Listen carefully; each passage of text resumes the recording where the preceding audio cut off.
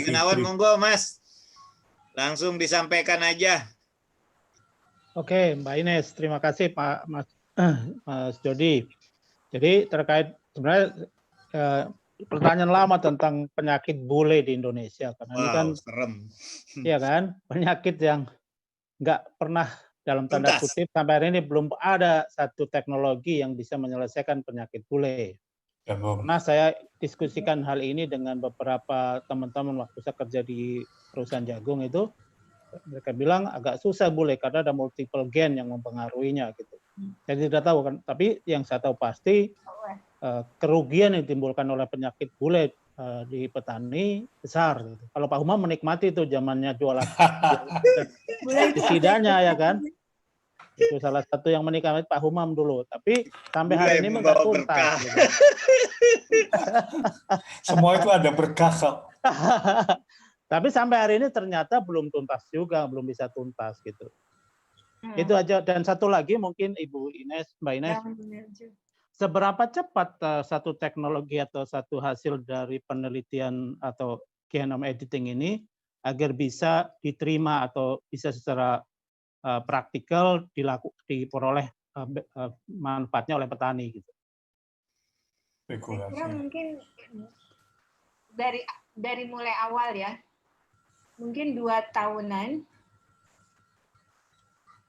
2-3 tahunan, karena kalau pemuliaan kan juga jauh lebih lama ya kan tentunya. Lebih lama betul. Kalau saya terus terang nggak tahu kalau editing downy mildew di corn ini mesti cari dulu. Saya nggak begitu mengikuti.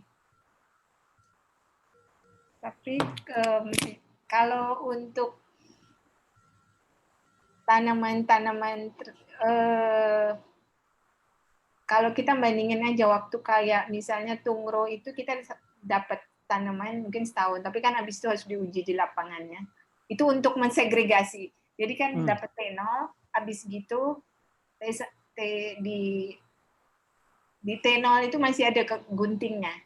Terus kita segregasi, tapi dia di lokus yang berbeda. Jadi pada saat dia integrasi pertama, misalnya di lokus A, dia kan kita masukin gen yang menyandikan gunting, menjandikan Cas9 sama single guide-nya. Terus kemudian kemudian dia kan memproduksi protein, dia potong ditargetkan. Protein ini sebagai gunting. Terus dia pergi ke lokus yang kita tuju. Berarti kan si gunting dan target berada di lokus yang berbeda. Nah, kita kemudian mensegregasi pada ini kalau berarti kan perlu generasi kedua untuk out segregation. Nah, kemudian perlu diuji di lapang juga karena tentunya kita nggak tahu bahwa yang kita edit, misalnya aja kita sekarang melakukan multi editing suite. Baru setelah di lapangan kita baru lihat nggak ada negative phenotype yang terjadi. Nah, jadi paling nggak lah 2-3 tahun untuk. Berarti harus ada 2 musim untuk mentes segregasi ya? Ya, kecuali sekarang sebetulnya ada yang teknik yang baru, tapi baru mulai karena baru di kedokteran. Tapi baru mulai itu bahwa dia langsung pada saat dia editnya itu nggak pakai gunting. Jadi guntingnya ada yang dimasukin RNA-nya sebagai lepasan aja. Jadi nggak ditaruh di DNA. Nah, kalau teknik itu sudah berhasil di tanaman, mungkin akan lebih cepat. Jadi dia kan guntingnya nggak terintegrasi di genom. Seperti ibaratnya diguntingin, dimasukkan sebagai disuntik gitu loh protein. Atau kalau di sel itu misalnya dengan elektroporasi, tapi harus ada teknik untuk memasukkan si protein itu ke dalam sel. Tapi kalau sekarang secara umum edit yang dipakai di kita itu 2 generasi. Kalau di pisang, ya oke. Itu aja mungkin jawabannya. Kalau bulai saya harus cek dulu, udah ada. Kalau dia multigene, tetap bisa multi editing, cuman harus udah diketahui persis multigene-nya apa aja yang bertanggung jawab di situ. Ya, artinya kalau bulenya belum diberesin kan masih banyak teman-teman yang dapat Wah, makin malam makin seru ini. Ya, ada Yuyasna, Mbak Fitri. Terima kasih. Fitri. Ya, Mbak Fitri Eli, silahkan Mbak disampaikan langsung. Halo, Ibu Fitri. Atau Yuyasna. Ibu Fitri nanya, Nesi, tentang tahapan genome editing sampai tanam gitu. Tahapannya aja yang ditanya sama dia. Mungkin bisa disampaikan. Nah, ini dia. Silakan Mbak Fitri. Fusarium falciparum itu panama. Oh ya, silakan Bu Fitri. Waalaikumsalam. Maaf, ini saya ingin bertanya, kalau sebetulnya kami ingin melaksanakan genome editing, cuman belum kebayang nih Bu, tahapannya seperti apa. Untuk tadinya saya nggak berpikir bahwa itu kita akan menggunakan juga teknik dengan menggunakan vektor. Jadi menggunakan agrobakterium juga, terus mentransformasi juga gitu. Ternyata tahapan itu juga ada di genome editing ini. Nah, kalau pada fusarium, apakah misalnya kita harus membentuk seperti kalus embryogenesis somatik seperti itu, Bu? Terus, kalau kita bisa menggunakan embrio somatik, misalnya dari satu sel, kan mungkin akan lebih established ke sananya. Atau kita bisa menggunakan sistem organogenesis gitu, Bu. Nah, terus setelah itu kita menggunakan transformasi lagi, menggunakan agrobakterium. Apakah yang ditransformasikan itu gen tadi yang nukleasenya itu yang sudah ada RNA guide-nya itu ditransformasikan bersama vektor seperti itu ya, Bu ya? Kurang lebih. Jadi misalnya tentunya lebih baik dia organogenesis ya. Jadi bukan embryogenesis, sorry. Karena kita kan maunya dia tahannya bukan di satu, bukan kimera. Kalau di kita selalu embryogenesis, karena kalau enggak nanti tidak diturunkan pada generasi berikutnya. Tapi mungkin kalau pisang agak lain, karena pisang kan perbanyakannya propagasi ya. Kalau kita tergantung juga organismenya ya. Tapi dia itu maksudnya di dalam vektornya itu. Jadi di dalam vektor, kalau kita pakai agrobakterium, tergantung mau pakai penembakan DNA atau pakai agrobakterium. Misalnya kalau pakai agrobakterium, maka di tDNA-nya itu harus ada single guide sama menyandikan gen yang ada single guide Cas9. Kalau dia hanya mau knock off, nggak perlu ada donor. Kalau kita mau mengganti alel, maka harus ada donornya di situ. Kalau dia mengganti alel, berarti single guide-nya harus 2. Karena dia harus gunting 2 di sini, kemudian dia gunting di tempat yang kita targetkan, kan 2 ini tukar. Kalau dia hanya untuk knock off, maka dia gunting di 1, terus kemudian single guide-nya itu kan hanya gunting 1, terus pada saat dia nempel lagi, mekanisme repair tadi kan tidak sempurna, sehingga dia terknock off. Udah ada perusahaan yang mengerjakan itu yang Panama disease, bukan yang fusarium. Nah, yang ada juga perusahaan yang mengerjakannya itu yang dia, kalau yang dia targetkan itu gen yang menyandikan microRNA untuk men-silence dari, jadi kalau misalnya dia ubah sehingga si gennya ini yang misalnya kan tadi terkait juga pertanyaan Bu Mardiah tadi, bahwa kan kita kan dalam ekspresi kan nggak, kenapa kita kan genomnya sama, yang ini misalnya jadi atau ini jadi hidung, ini jadi mata, ini kan berarti ada yang dimetilasi, ada yang di silence, ada yang. Nah, ada kan bagian-bagian genom yang fungsinya men-silence. Yang fungsinya bilang bahwa Kalau di mata yang ini nggak diekspresi sehingga jadi mata. Nah, jadi dia itu bekerjanya bahwa dia membuat bahwa RNA gene ini memproduksi mikro-mikro RNA yang akan men-silence bagian dari genom yang akan dipakai oleh fusarium gitu untuk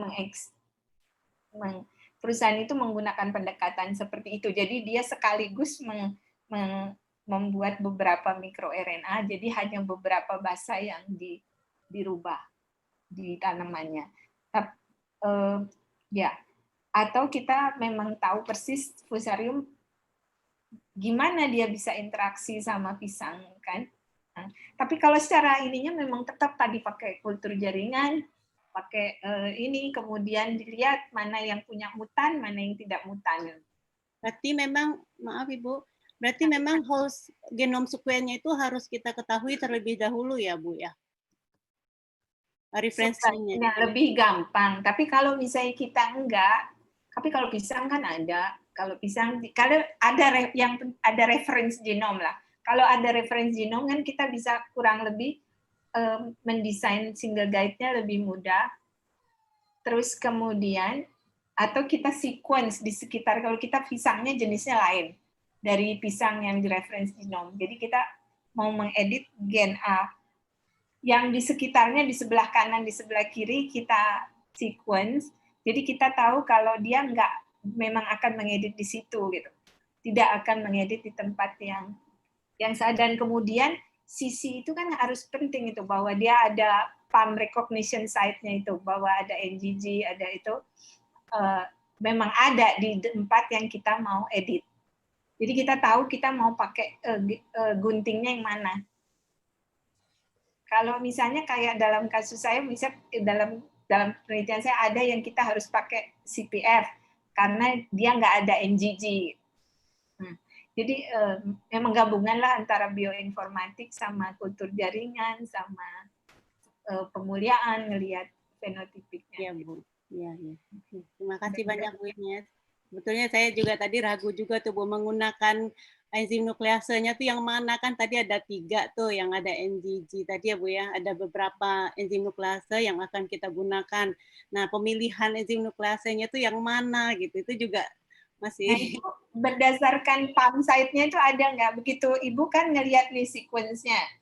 Nah, kalau kita kalau misalnya dia ada di gen yang Ibu mau edit, itu ada NGG, maka Ibu bisa pakai Cas9 biasa, misalnya CRISPR-Cas9. Tapi kalau dia nggak ada, kita bisa pakai CPF1. Jadi tergantung dari sequence-nya itu.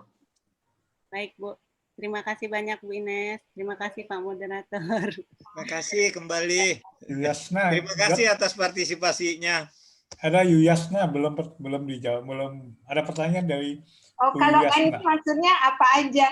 N itu tadi Pak Susiana itu kan mungkin nanya apa biji. Iya. N itu mewakili bisa A, bisa T, G, C gitu. Siapa Suyasna mau bertanya silahkan. Itu yang ya, terima kasih moderator. Saya orang tua yang nggak update ini. Jadi maaf Bu Ines, kesempatannya untuk bertanya. Terima kasih. Saya telat masuk tadi. Jadi kalau kita mengedit genom ini berarti di RNA ya Bu, bukan bukan pakai DNA. Oke. Ada 2 macam pengeditannya, ada yang di level DNA, ada yang di level RNA. Tetapi guide-nya itu disebut single guide RNA. Single guide RNA. Karena guide-nya itu adalah single guide-nya itu, jadi kita sebetulnya mengedit DNA-nya, kita kan mau mengedit bagian misalnya kita mau ngedit di ujung kanan. Terus yang gunting sama single guide itu kita introduksi dulu. Dia terintroduksinya guide-nya, guntingnya itu random di lokus yang berbeda. Tapi kemudian dia menggunting di tempat yang dituju, kemudian habis itu guntingnya itu dirubah dibuang pada generasi berikutnya. Jadi Iya kan, Bu, berarti kan guntingnya kan acak Bu ya. Setiap guntingnya acak. Setiap ketemu NGG dia terpotong. Terus gimana Bu? Apakah semuanya harus terbuang begitu? Saya belum paham. nggak juga, kan gini, kan single guide-nya itu 20 bahasa. Misalnya 20 bahasa. Jadi dia kalau ketemu single guide-nya nempel dulu, hanya NGG-nya itu tempat nempelnya. Jadi di tempat gennya ibu itu harus ada, kalau yang dipakai misalnya Cas9 ya, gennya itu misalnya CAATT, terus ada NGG. N-nya itu, N itu mewakili bisa guanin, timin, adenin, sitosin intinya. Tapi dia harus ada guanin maksudnya. N itu mewakili huruf random gitu, bisa apa aja. Oke ya. Nah, tapi kan 20 itu harus yang didesain sama dengan yang gen yang ibu targetkan. Jadi dia ya, cuman maksudnya dia tempat nempelnya itu adalah 3 bahasa dari NGG di gen itu gitu. Oke. Mengerti saya Bu. Jadi nggak sembarang NGG aja ya. Pokoknya yang sekuen antara NGG itu aja yang dipotong ya Bu ya.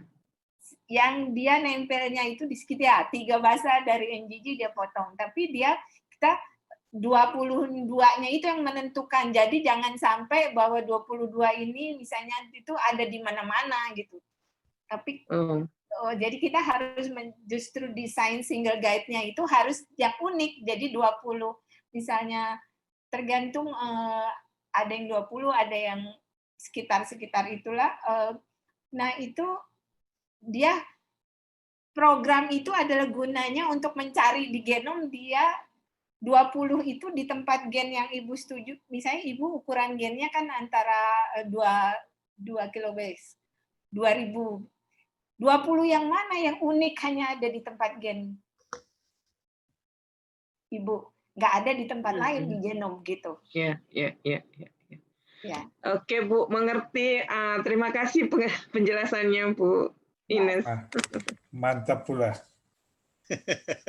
Makin dijelasin kayaknya makin ngawur saya. Makin banyak bertanya ntar.